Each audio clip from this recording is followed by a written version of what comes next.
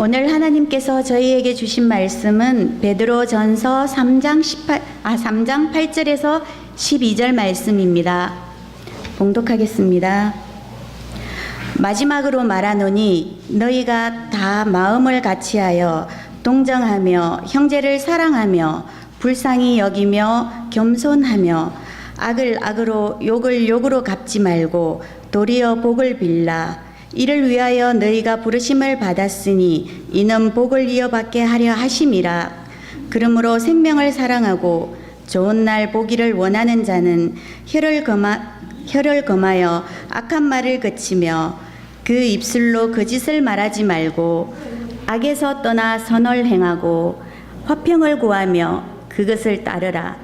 주의 눈은 의인을 향하시고 그의 귀는 의인의 간구에 기울이시되 주의 얼굴은 악행하는 자들을 대하시느니라 하였느니라. 아멘.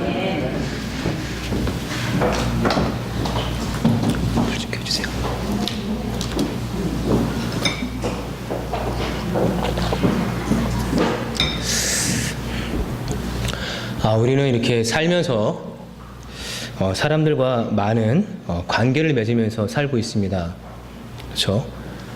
근데 이 관계를 맺을 때 누구를 만나 어떤 관계를 맺느냐가 우리 삶의 내용을 결정하죠. 근데 베드로전서는 이 그리스도인이 세상에서 살면서 맺는 관계, 뭐 정부와의 관계라든지 고용주와의 관계, 또 부부간의 관계 등을 다루면서 그 관계에서 어떤 씨앗을 심어야 하는지에 대해서 구체적인 가르침을 주고 있습니다. 이렇게 부부 사이가 좋기로 유명한 션과 정혜영 부부를 아시죠? 예, 아마 텔레비전이라든지 뭐 대중매체에서 한두 번쯤은 보셨을 겁니다. 근데 이 부부는 다산이에요. 요즘에 자녀를 뭐 하나밖에 안 낳는 그런 시대인데 배가 아파서 낳은 자녀가 4명이 있고 또 가슴으로 낳은 자녀가 900명이 있다고 합니다. 예, 900명. 그래서 이 가난보다 더 무서운 것이 꿈을 잃어버리는 것이다 라는 그러한 신념을 갖고 이렇게 매달 아이들을 후원하기 시작했는데 그렇게 후원한 아이들이 지금 900명 정도가 된대요. 그래서 그렇게 아이들을 후원하고 있고 또 지금까지 지금 기부한 금액이 40억 원이 된다고 합니다. 굉장히 많은 돈을 기부를 했죠. 보통 이러한 단체에서 누가 5천만 원이라든지 1억 이상만 하면은 왜 백화점에 가면 VVIP 있죠. 그런 사람들 오면은 딱 VVIP가 오면은 딱 백화점 직원이 딱 주차장부터 에스코트를 해가지고 쇼핑을 할 수 있도록 이렇게 해주는데 그런 기간에 VVIP가 됩니다. 그래서 이렇게 명예의 전당에 이름이 올라가기도 하고 하는데 아무튼 굉장히 많은 금액을 이렇게 후원을 했습니다. 그런데 왜 이렇게 많은 사람을 후원하고 기부를 하게 됐을까 하면서 인터뷰를 했는데요. 2004년 10월에 지금의 아내와 결혼하면서 이토록 사랑하는 여자와 가정을 이루게 됐으니 정말 감사하다는 생각이 들었대요. 그래서 매일 10,000원씩 따로 모아서 이웃과 나누고 싶은 마음이 생겨가지고 그렇게 결혼 기념일마다 365만 원씩 기부하겠다라는 그런 마음을 갖고 계획을 갖고 기부를 시작하다 보니까 어느새 그게 900명의 아이를 후원하게 됐고 또 40억 원에 이렇게 기부하게 되는 그렇게 불어나게 되었다라고 션이 인터뷰에서 소감을 전했습니다. 근데 이 부부 모습에서 정말 놀라운 점은 뭐냐면은 이 아내와 연애할 때부터 지금까지 한 번도 싸워본 적이 없대요. 그러니까 연애를 하면서 지금까지 한 번도 부부싸움을 한 적이 없대요. 결혼을 나가서. 예. 잘 이해가 안 되는 이야기이기도 한데 아무튼 한 번도 부부싸움을 한 적이 없답니다. 자, 그런데 이렇게 싸우지 않으려고 자기들 마음에 3가지 씨앗을 심었대요. 어떠한 씨앗을 심었느냐? 첫 번째 씨앗이 뭐냐? 서로를 먼저 대접하라 라는 겁니다. 그래서 남편은 아내에게 왕자로 대접받고자 하고 또 아내는 남편에게 공주로 대접받으려고 하는데 그러면은 누군가는 하인이 되어야 하니까 그런 마음을 버리고 그냥 남편을 왕자로 대접하고 아내를 또 공주로 대접하면 자신이 왕자가 되고 공주가 되니까, 그러니까 서로에게 대접하면서 살자, 서로를 대접하면서 살자라는 그러한 씨앗을 심었다고 합니다. 두 번째는 서로의 장점을 보는 거예요. 서로의 장점을 먼저 보는 씨앗을 심었다고 합니다. 그래서 연애할 때는 콩깍지가 씌워서 잘 싸우지 않는데 결혼하고 나면은 이제 단점이 보이기 시작하잖아요. 연애할 때는 그게 장점이었는데 결혼하니까 단점이에요. 그러니까 연애할 때는 화장도 안 하고 하는 것이 참 수수하고 검소해 보이는데 결혼하고 나니까 이 여자는 게으른 여자예요. 자기도 잘 가꾸지 못하는 여자가 되는 거고, 그렇게 단점이 될 때가 있거든요. 근데 그러한 단점을 보지 않고 결혼 후에도 장점을 찾아서 칭찬을 하다 보니까 저절로 상대방의 장점이 보이면서 서로를 이렇게 칭찬하면서 살고 있다고 합니다. 그다음에 세 번째가 오늘이 마지막이라고 생각하며 살아가자라는 씨앗이에요. 그래서 누구나 내일이 있을 것이라고 생각하지만 결코 내일은 약속되어 있지 않다. 내일이 없다고 생각하고 서로에게 최선을 다하면 이 안타까운 마음에 싸울 수가 없다라고 말하면서 매일 늘 새로운 오늘을 살면서 서로에게 사랑의 씨앗을 심으면서 살고 있다고 합니다. 자, 이런 씨앗을 심으면 좋을 것 같습니다. 근데 특히 오늘 본문은 베드로가 그런 관계 속에서 살아가고 있는 사랑하는 형제 자매들에게 이제 마지막으로 지체와의 관계에서 또 이 세상의 관계에서 어떠한 씨앗을 심어야 하는지를 가르쳐주고 있습니다. 자, 그래서 베드로는 이렇게 폭력과 증오가 파는치는 세상에 살고 있으면서 형제 자매들에게 한 마음이라는 씨앗을 심으라고 말합니다. 한 마음. 자, 그래서 8절 초반부를 보게 되면 이렇게 말하죠. 마지막으로 말하노니 너희가 다 마음을 같이 하며 라고 말합니까? 다 마음을 같이 하는, 마음을 같이 하는 것. 그러니까는 한 마음이 되는 씨앗을 심으라고 합니다. 자, 여러분 이것은 예수님의 간절한 기도 제목이기도 합니다. 예수님이 십자가를 앞에 두고 밤새워서 기도하실 때에 이렇게 기도하셨죠. 하나님, 이 제자들이 하나가 되기를 원합니다. 내가 이제 십자가에서 죽고 이 세상에 더 이상 존재하지 않을 텐데 이 제자들이 하나가 되었으면 좋겠습니다 하면서 하나님께 기도하는 모습이 나옵니다. 여러분, 교회를 가리켜 흔히 공동체라고 합니다. 공동체. 그래서 교회 공동체라고 하죠. 근데 공동체를 뜻하는 말을 커뮤니티라고 하는데 이게 두 가지 단어가 합쳐진 말이에요. 그러니까는 함께를 뜻하는 컴과 이 선물을 뜻하는 무누스라는 단어가 합쳐진 말입니다. 그러니까는 서로가 선물이 되는 이들의 모임이 공동체예요. 그러니까 서로에게 선물이 되는 사람들의 모임. 근데 여러분, 누군가에게 선물을 하면 뭐가 있어야 돼요? 상대방의 취향과 형편을 알아야 됩니다. 그렇죠? 그러니까 누구에게 선물을 하려면은 그 사람의 취향을 알아야 돼요. 어떠한 걸 좋아하는지, 뭐에 관심 있는지 그런 걸 알아야 됩니다. 자, 예를 들어서 제가 우리 정명석 권사님께 선물을 하려고 해요. 그런데 백화점에 가니까 요즘 젊은이들 사이에서 유행하는 아주 옷이 있어요. 막 무릎이 찢어지고 하는 그런 청바지가 있어요. 야, 이거 권사님 입으면 정말 예쁘겠다 하고서 사다 드리면 입을까요? 안 입을까요? 안 입으실 거예요. 아무리 좋은 거라도 취향을 모르는 거죠. 그렇죠? 마찬가지니까는 취향을 알아야 그 사람에게 좋은 선물이 될 수가 있어요. 그런데 상대방의 취향과 형편을 알려면 관심이 있어야 됩니다. 관심이 없으면 그 사람의 취향이 뭔지, 그 사람의 형편이 어떤지를 몰라요. 그런데 관심이 있다는 것은 내가 상대방을 존중하고 사랑하고 있다는 표현이잖아요. 자, 그러니까 서로에게 관심을 갖는, 그러니까 서로를 사랑하고 존중하는 그러한 마음을 품으려면 한 마음이 되어야 돼요. 근데 한 마음을 품을 때 정말로 필요한 정신이 있습니다. 그게 뭐냐면은 서로의 다른 점을 너그럽게 받아들이는 관용이에요. 예.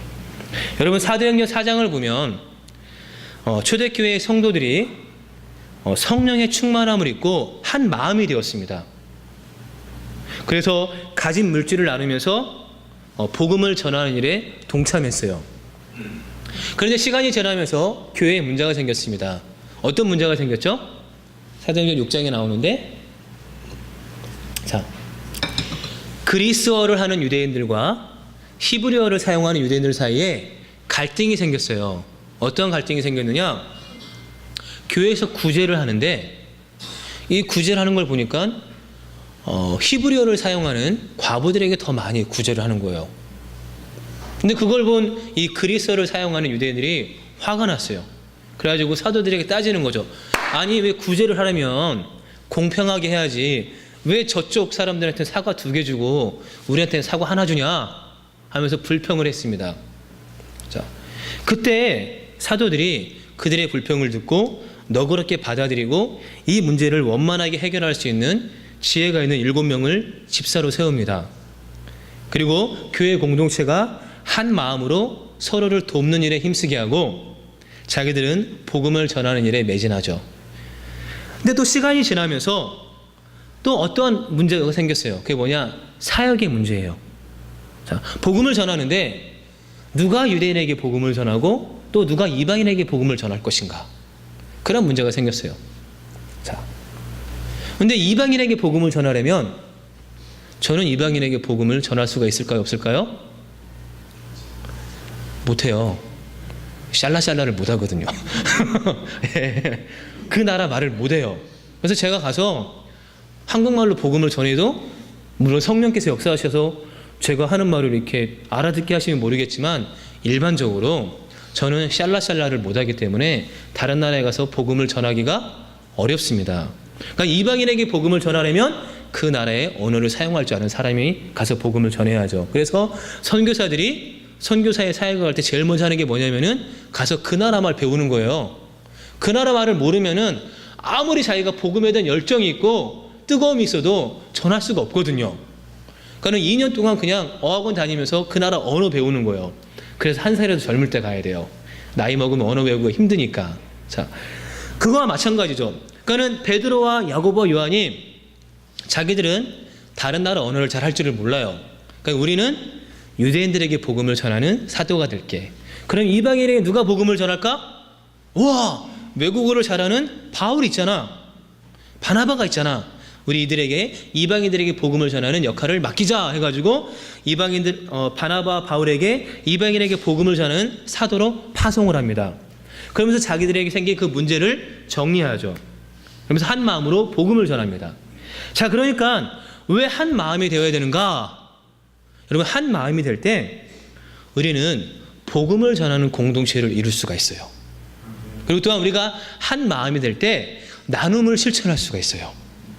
자, 그래서 예수님이 십자가를 앞에 두고 제자리에서 기도하시는 거, 사랑하는 하나님, 아버지, 이 제자들이 한 마음이 되어서 나눔의 삶을 살아가고 이들이 한 마음이 되어서 복음을 전하는데 하나가 되기를 원합니다. 그런 이들에게 성령 임하여서 이들이 한 마음이 되어 그들의 사명을 감당하게 해주십시오 라면서 기도한 겁니다. 자, 그다음에 우리가 두 번째로 심어야 할 씨앗이 있습니다. 그게 뭐냐? 불쌍히 여기는 마음이에요. 불쌍히 여기는 마음이라는 씨앗을 심어야 됩니다.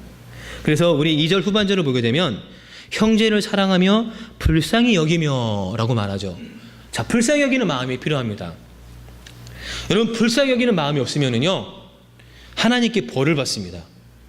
자, 요즘 우리가 예레미야를 묵상하고 있는데 예레미야를 이렇게 묵상하다 보면은요 이 유다 백성들의 죄악 중에 하나가 뭐였냐면은 불쌍히 여기는 마음이 없었어요. 그래서 예레미야가 이렇게 그들의 현실을 고발합니다. 예레미야 5장 26절에서 29절인데요. 제가 한번 읽어보겠습니다. 나의 백성 가운데는 흉악한 사람들이 많아서 마치 새를 잡은 사냥꾼처럼 허리를 굽히고 숨어 엎드리고 수많은 곳에 덫을 놓아 사람을 잡습니다. 조롱의 새를 가득히 잡아놓듯이 그들은 남을 속여서 빼앗은 재물로 자기들의 집을 가득 채워 놓았습니다. 그렇게 해서 그들은 피둥피둥 살이 찌고 살에서 윤기가 돕니다. 악한 짓은 어느 것 하나 못하는 것이 없고 자기들의 입속만 채웁니다. 고아의 억울한 사정을 올바르게 재판하지도 않고 가난한 사람들의 권리를 지켜주는 공정한 판결도 하지 않습니다. 이런 이들을 보고도 하나님께서 어찌 벌하지 않을 수 있겠습니까? 이게 예레미야가 유다 백성들을 경고할 때 그들의 모습이었어요. 그러니까 모두가 자기 입속을 챙기는 데 혈안이 되어 있습니다. 그래서 고아와 과부와 이방인과 같은 이들의 어려움을, 그들을 긍휼히 여기는 마음이 없어요. 어떻게 해서든지 저들이 갖고 있는 것을 내가 뺏어서 나의 입속을 채울까라는 그러한 탐욕으로 가득 차 있습니다. 자, 그런 민족을 하나님께서 심판하시겠다라고 경고하시는 거예요. 자, 그럼 불쌍히 여기는 마음이 뭘까요? 불쌍히 여기는 마음. 여러분, 누가복음 7장에 보게 되면 예수님이 나인성으로 가시다가 한 장례 행렬을 봤습니다. 나인성으로 가까이 가고 있는데 그 성문을 열고 장례 행렬이 나오는 거예요. 그런데 이게 무슨 장례 행렬이냐 보니까 나인성에 한 과부가 살고 있어요. 근데 그에게 외아들이 있습니다. 근데 이 아들이 죽었어요. 그는 과부의 애아들의 장례를 치르고 있는 겁니다. 이제 매장하기 위해서 가는 거겠죠? 자, 어머니 마음이 어땠을까요? 이건 뭐 하늘이 무너지는 거죠. 더 이상 자기 삶에 이유도 없고 목적도 없습니다. 그러니까는 그 아들의 장례 행렬 뒤를 따라오면서 그냥 하염없이 눈물을 흘리면서 그 뒤를 따라오는 거예요. 근데 예수님이 그 과부를 보시고 불쌍히 여기셨어요. 그래서 과부에게 말합니다. 울지 말아라. 그리고 그 아들의 관에 손을 대고 일어나라 하니까 그 아들이 살아났어요. 자, 그러니까 여기서 예수님이 그 과부를 불쌍히 여기셨다고 말하잖아요. 이 불쌍히 여기들을 헬라어로 스플랑크 니조마이라고 합니다. 무슨 말이냐? 사람의 내장을 가리키는 말이에요. 내장. 여러분, 고대인들은 사람의 감정이 여기가 아니라 여기에 자리를 잡고 있다고 생각을 했습니다. 그래서 누군가를 불쌍히 여긴다라고 할 때 자기의 내장이 흔들리는 거예요. 내장이 움직이는 거예요. 여러분, 내장 한번 흔들려 본 적 있으세요? 그럼 내장이 조금만 탈장이 돼도 얼마나 아픈지 아시죠? 예, 조금만 그냥 그 자리를 벗어나도 내장은 그 자리에 가만히 있어야 돼요.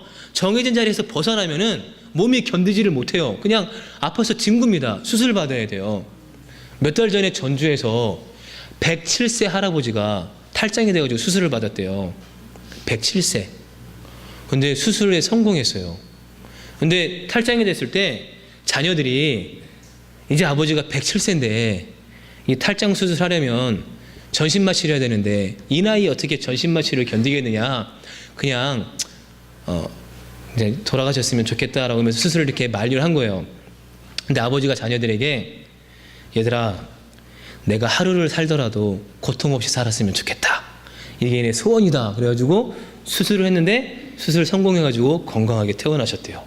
자, 그거는 탈장이 되면은 살 수가 없어요. 그러니까 불쌍히 여긴다라는 말은 뭐냐면은 그냥 단순히 저 사람의 아픔을 보았을 때 안타까워하는 마음이 아니라 그의 아픔을 나의 아픔으로 받아들이는 거예요. 그의 슬픔을 나의 슬픔으로 받아들이는 겁니다. 그래서 바울은 로마서에서 이렇게 말하죠. 우는 사람들과 함께 울고 기뻐하는 사람들과 함께 기뻐하라라는 겁니다. 이것이 불쌍히 여기는 마음이에요. 그래서 하나님은 이렇게 불쌍히 여기는 마음으로 살아가는 사람들의 그 병든 마음을 치유하시고 가려졌던 하나님의 형상이 드러나도록 해주신다는 겁니다. 그래서 우리는 살아가면서 불쌍히 여기는 마음이라는 씨앗을 심어야 됩니다. 자, 세 번째로 심어야 될 씨앗이 있습니다. 혀를 다스리는 씨앗을 심어야 돼요. 혀를 다스려야 됩니다. 그래서 10절에 보게 되면 이렇게 말하죠. 생명을 사랑하고 좋은 날 보기를 원하는 자는 혀를 금하여 악한 말을 그치며 그 입술로 거짓을 말하지 말고 라고 합니다. 그러니까 좋은 날 보기를 원하는 사람은 자기 혀를 다스릴 줄 알아야 됩니다. 옛날에 박만득이라는 백정이 살았습니다. 근데 어느 날 두 양반이 그에게 고기를 사러 왔습니다. 그래서 그중 한 양반이 들어오면서 야, 이 박가놈아, 고기 한 근다오 하면서 고기를 샀어요. 그러자 이 만득씨가 네 하며 고기를 한 근 내주었습니다. 근데 잠시 후에 다른 양반이 들어오면서 박서방, 고기 한 근 주게 한 거예요. 그러자 이 만득씨가 고기를 딱 한 근을 딱 줬어요. 그런데 언뜻 봐도 이 양의 차이가 보이는 거예요. 자, 박가누마라고 말한 양반에게 준 고기 한 근과 박서방이라고 부른 고기에게 그 양반에게 준 고기 한 근의 양이 다른 거예요. 언뜻 봐도 눈으로 확연하게 차이가 나요. 그러니까는 이 먼저 온 양반이 화가 나가지고 야, 똑같이 한 근 달라고 했는데 왜 이 사람 고기는 한 근이 이렇게 많고 내 거 이만큼밖에 안 되느냐 막 따지니까 이 박만드 씨가 말하는 거예요. 자, 손님 것은 박가놈이 자른 거고 저 손님 것은 박서방이 자른 겁니다. 라고 말을 했대요. 자, 그러니까 초대교회에 이와 같은 문제가 있었어요. 무슨 문제냐? 신분사회에 익숙한 양반이 예수님을 믿고 교회에 왔더니 이 박가놈이 안수집사예요. 목자예요. 자, 근데 교회에 왔으니까 교회는 신분에 차별이 없는 공동체다. 교회는 예수님 안에서 형제 자매라는 말을 들어도 이 박가놈이라는 호칭에 익숙해진 혀를 길들일 수가 없는 거예요. 저분이 안수집사고 목자인 걸 아는데도 계속 자기 혀에서는 박가놈 그런 말이 나오는 거예요. 그러니까는 자기 혀를 길들일 수가 없는 거예요. 근데 이것을 야고보가 잘 알고 있었거든요. 그래서 야고보가 이렇게 말하는 거죠. 사람의 혀를 길들일 수 있는 사람은 아무도 없습니다. 혀는 걷잡을 수 없는 악이며 죽음에 이르게 하는 도구로 가득 차 있습니다. 우리는 이 혀로 주님이신 아버지를 찬양하기도 하고 또 이 혀로 하나님의 형상대로 지음을 받은 사람들을 저주하기도 합니다. 같은 입에서 찬양도 나오고 저주도 나옵니다. 여러분, 이렇게 해서는 안 됩니다. 샘이 한 구멍에서 단 물과 쓴 물을 낼 수는 없습니다. 라고 말하는 거죠. 여러분, 말에는 창조하는 힘이 있습니다. 여러분 보세요. 하나님이 이 세상을 창조하실 때 무엇으로 세상을 창조하셨습니까? 말씀으로 세상을 창조하셨죠? 그러니까 곰곰이 생각해 보면 우리도 하나님처럼 말로 이 세상을 만들어가고 있어요. 자, 그럼 오늘 우리가 한번 사용하는 말을 한번 생각해 봅시다. 자, 사람과 사람 사이를 이어주고 사람과 사람 사이를 살려줘야 할 그 말이 때로는 벽이 되기도 하고 거친 말, 모욕적인 말, 거짓말로 인해 상처를 입을 때가 얼마나 많습니까? 자, 그러니까 말에도 살리는 말이 있고 죽이는 말이 있습니다. 세우는 말이 있고 허무는 말이 있습니다. 관계를 이어주는 말이 있고 관계를 끊는 말이 있습니다. 얼굴에 미소를 머금게 하는 말이 있고 얼굴에 수심을 안겨주는 말이 있습니다. 그러니까 우리의 말은 살리는 말, 이어주는 말, 미소를 머금게 해주는 그런 말이 되어야 돼요. 그래서 베드로는 말하는 겁니다. 여러분의 혀를 잘 다스려서 사람을 살리고 이어주고 미소를 머금게 하는 그러한 씨앗을 심으라고 베드로가 말하는 거예요. 그리고 마지막으로 어떠한 씨앗을 심어야 되느냐? 평화의 씨앗을 심으라고 말합니다. 평화의 씨앗. 여러분, 요즘 우리가 살고 있는 한반도가 평화가 요원해졌습니다. 그렇죠? 북한의 미사일 실험과 핵 실험, 그것 때문에 정말 한반도의 평화가 정말 요원해졌어요.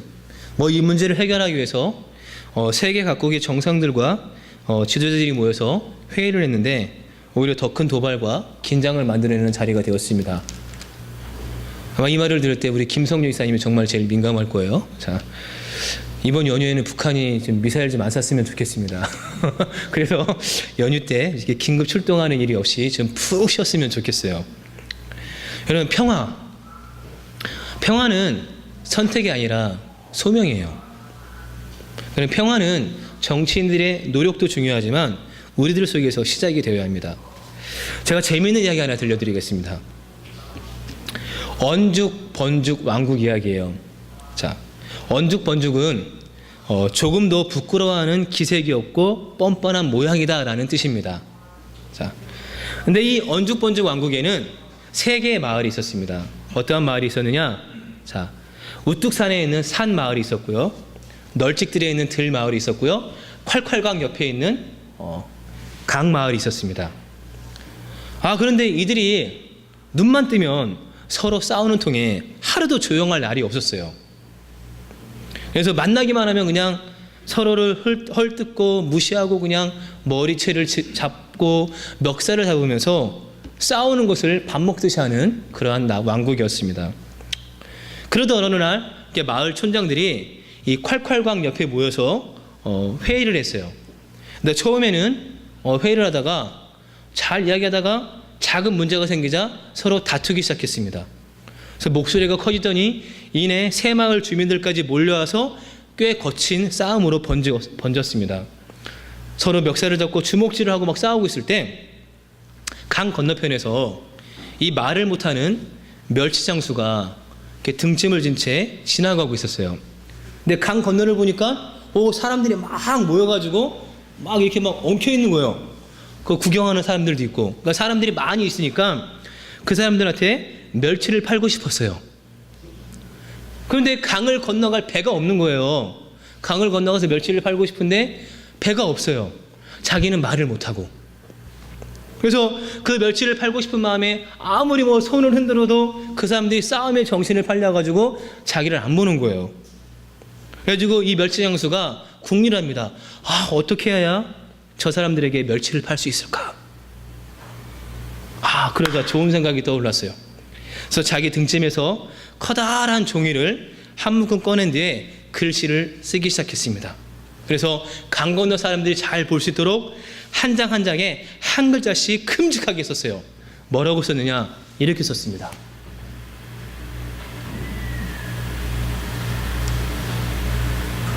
자, 한번 읽어볼까요? 싸요 싸 국물 때 좋은 멸치 사세요. 자, 이거를 한 장 한 장 써가지고 나무에다가 딱 붙여가지고 세워놨어요. 그래서 혹시라도 이 사람들이 고개를 돌려서 이걸 보고 멸치를 사지 않을까 하는 마음에 싸요 싸 국물 낼 때 좋은 멸치 사세요 라고 크게 한 글자씩 한 장에 한 글씩 써서 크게 붙여놨습니다. 그런데 안 보는 거예요.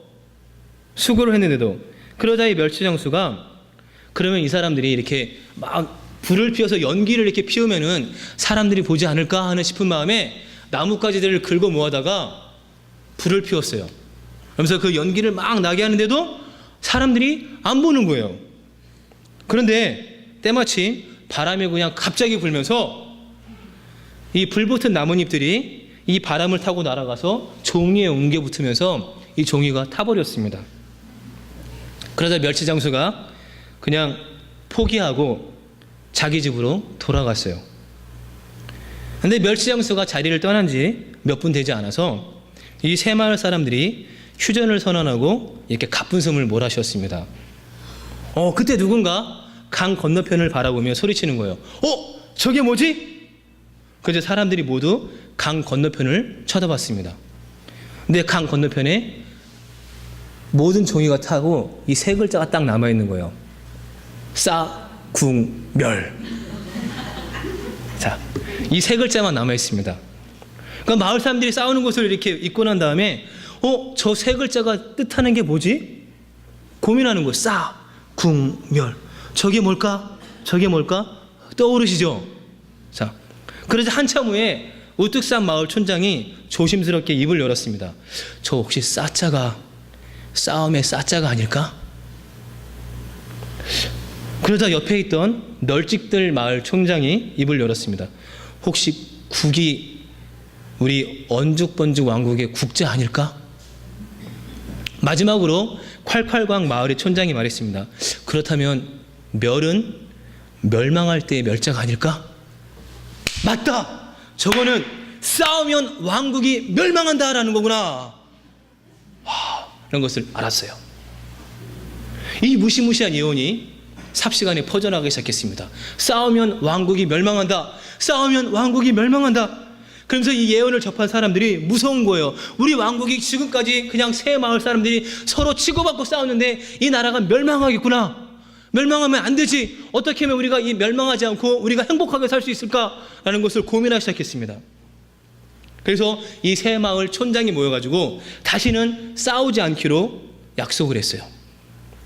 그래서 만날 때마다 웃으며 인사하기로 약속을 하고 절대 다른 마을 사람을 험담하지 않기로 약속을 했습니다. 그렇게 되자 거칠게만 하던 말이 비단처럼 부드러워졌고 이웃나라 사람들도 하나같이 언죽번죽 왕국으로 와서 살고 싶어 했다고 합니다. 그리고 촌장과 이 언죽번죽 왕국 사람들이 과연 우리에게 싸국멸이라는 이 예언의 말씀을 전해주신 분이 누굴까? 라고 찾아보니까 멸치장수예요. 그래서 이 멸치장수에게 그 나라의 멸치를 독점 공급할 수 있는 권리를 줬다고 합니다. 그리고 이 나라 이름을 언죽번죽 왕국에서 싸국멸 왕국으로 이름을 바꿨대요. 그래요. 여러분, 싸우면 국가는 멸망할 수밖에 없습니다. 마찬가지죠. 싸우는 교회는 멸망할 수밖에 없습니다. 싸우는 가정도 멸망할 수밖에 없습니다. 자, 여러분, 우리나라와 북한처럼 서로에게 칼을 겨누고 있는 시대에 평화를 소망한 예언자가 있습니다. 이사야예요, 이사야. 이사야는 이집트와 아수르라는 강대국 틈바구니에서 생존의 위협을 받던 조국의 운명을 안타까워했습니다. 이 나라가 약소국이란 이유로 이 강대국들에게 억압을 당하고 있고 착취를 당하고 있는 그 조국의 운명을 안타까워했습니다. 그래서 이 약소국을 강압하는 이 강대국들은 하나님께 엄한 벌을 받을 것이다 라고 예고하면서도 이 강대국과 약소국이 평화롭게 공존을 이루면서 살아가는 그런 평화로운 세상을 꿈꿨어요. 그게 이사야 19장 23절과 25절에 나와요. 제가 한번 읽어보겠습니다. 그날이 오면 이집트에서 아수르로 통하는 큰 길이 생겨 아수르 사람은 이집트로 가고 이집트 사람은 아수르로 갈 것이다. 이집트 사람이 아수르 사람과 함께 주님을 경배할 것이다. 그날이 오면 이스라엘과 이집트와 아수르 이 세 나라가 이 세상 모든 나라에 복을 주게 될 것이다. 만군의 주님께서 이 세 나라에 복을 주며 이르시기를 나의 백성 이집트야, 나의 손으로 지은 아수르야, 나의 소유 이스라엘아, 복을 받아라 하실 것이다. 그러한 평화로운 세상을 꿈꿨습니다. 그래서 2장에서는 이렇게 말하죠. 주님께서 민족들 사이의 분쟁을 해결하시고 뭇 백성 사이의 갈등을 해결하실 것이니 그들이 칼을 쳐서 보습을 만들어 창을 쳐서 낫을 만들 것이며 나라와 나라가 칼을 들고 서로를 치지 않을 것이며 다시는 군사훈련도 하지 않을 것이니 평화가 이 땅에 임할 것이다 라는 그 세상을 꿈꾸었어요. 오늘 우리도 이 세상을 꿈꿨으면 좋겠습니다. 이 남과 북이 더 이상 서로에게 총을 겨누고 서로를 겨누고 있는 것이 아니라 서로와 싸우고 있는 것이 아니라 평화를 모색하는 길이 열렸으면 좋겠습니다. 테러와 전쟁이 평화를 위협하는 이 시대에 우리가 먼저 평화를 불러오는 마중물이 되었으면 좋겠습니다. 그래서 이 혼란의 시대에 평화의 씨앗을 심으며 현실을 꿋꿋이 견디는 그리스도인이 우리가 되기를 바랍니다. 오늘 우리는 이 세상을 살아가면서 우리의 삶 속에 어떠한 씨앗을 심고 있습니까? 베드로는 우리가 그리스도인으로서 한 마음이라는 씨앗과 불쌍히 여기는 마음이라는 씨앗과 또 혀를 다스리는 씨앗과 그리고 평화라는 씨앗을 심으라고 말합니다. 그리고 그 씨앗을 잘 관리하고 가꿔서 풍성한 열매를 맺는 삶을 살아가라고 우리에게 권면하고 있습니다. 오늘 우리들이 이 씨앗을 심어서 이 열매를 거두면서 살아갈 수 있는 기쁨을 맛보기를 소망합니다. 찬양하겠습니다.